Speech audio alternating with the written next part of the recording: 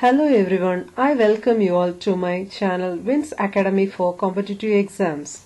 In this video, we are going to see the basics of electrostatics. The learning objectives are: what is electrostatics, Coulomb's law, electric field intensity, electric flux density, Gauss law, electric potential, and relationship between E, D and V. So first, let us learn what is electrostatics. Electrostatics is the branch of physics that studies electric charges at rest. So when an electric charge is at rest, there will be a field around that charge. That field is called as electric field. There will be field around the positive charge as well as negative charge as shown in figure. So in electrostatics, there are two fundamental laws. One is Coulomb's law and another one is Gauss law. So first we are going to see Coulomb's law. Consider two point charges Q1 and Q2 separated by a distance r. Now by using Coulomb's law, we are going to find the force between the two charges. So according to Coulomb's law, the force between the two charges is directly proportional to the product of the two charges Q1 and Q2 and inversely proportional to the square of the distance between the two charges. So here the proportionality is replaced by a constant called as proportionality constant K. So F is equal to K into Q1 Q2 divided by R square, where K is equal to 1 divided by 4 pi epsilon. Epsilon is the permittivity of the medium. So F is equal to Q1 Q2 divided by 4 pi epsilon into R square. So this is the Coulomb's law equation, force between the two charges. Now the same force can be expressed in vector form. Already we have seen vector means it has magnitude as well as direction. The direction can be indicated by the unit vector. So F vector is equal to Q1 Q2 divided by 4 pi epsilon into R square into AR vector. Here AR vector is the unit vector. This indicates the direction of the force F. Okay, next, what is permittivity?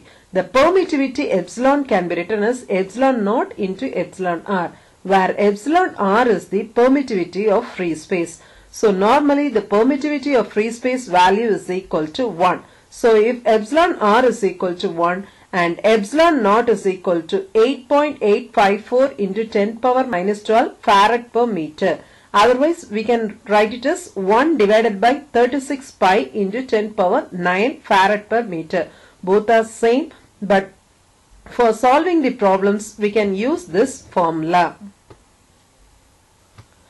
So always remember epsilon naught value is equal to 8.854 into 10 power minus 12 or 1 divided by 36 pi into 10 power 9.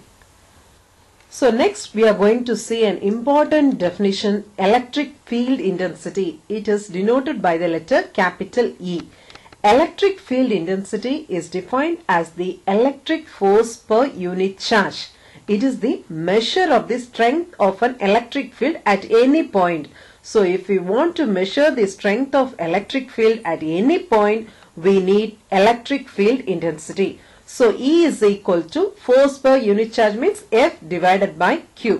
So consider two charges Q1 and Q2. Electric field intensity E is equal to force formula already we have seen from Coulomb's law.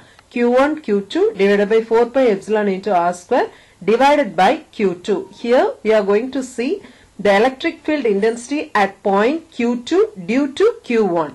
So it is equal to Q1 divided by 4 pi epsilon into R square. So in general we can write E is equal to Q divided by 4 pi epsilon into R square volt per meter. In vector form we can write it as E vector is equal to Q divided by 4 pi epsilon into R square AR vector volt per meter. So here AR vector is the unit vector. So next definition, electric flux density. It is denoted by the letter capital D. Electric flux is the measure of electric field through a given surface. So it is denoted by the symbol psi. and its unit is coulomb. Electric flux density is the electric flux passing through a unit area perpendicular to the direction of the flux. So that is called as electric flux density.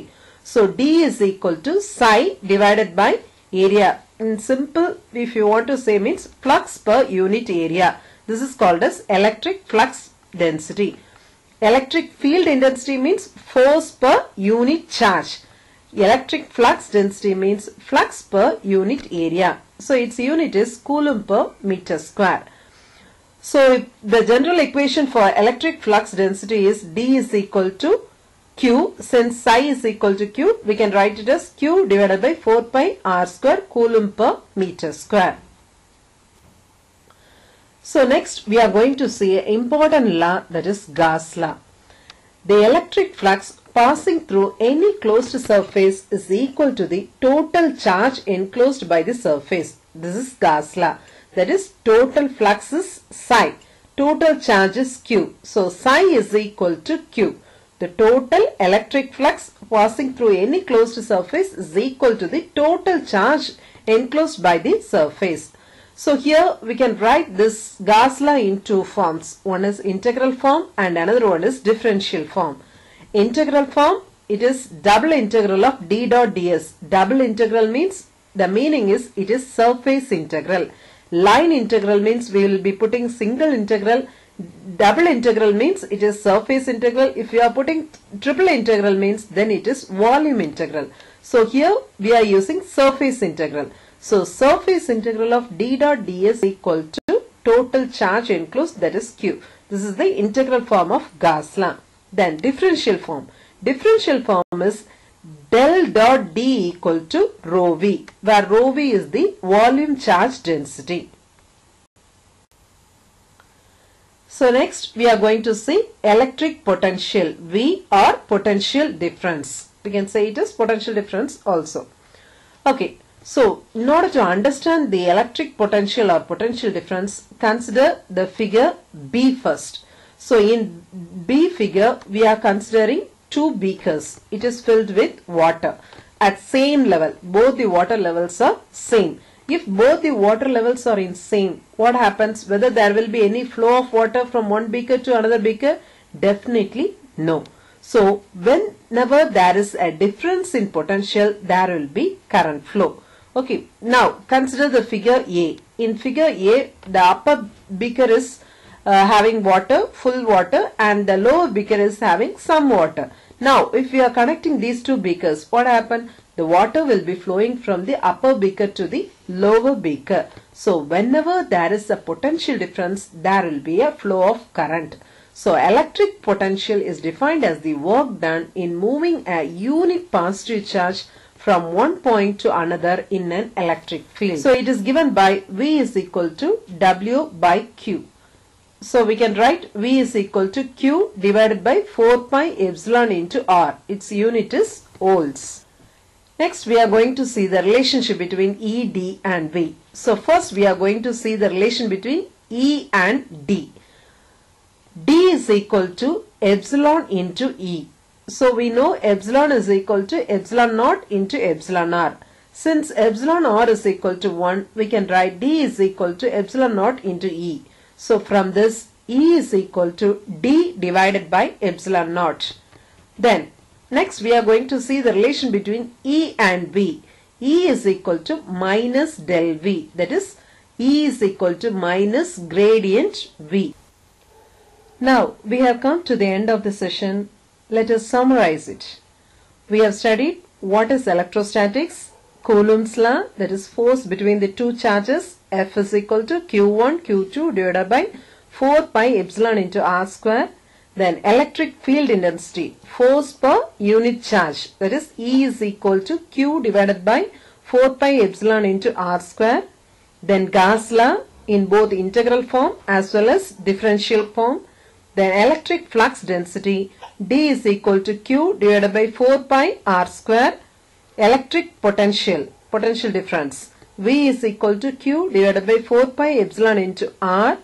Relationship between E and D, D is equal to epsilon into E. And relationship between E and V, E is equal to minus del V. I hope you all have understood the basic concepts of electrostatics. If you like this video, share with your friends, subscribe it and press the bell button. In the next video, we can see the problems in electrostatics. Okay, thank you.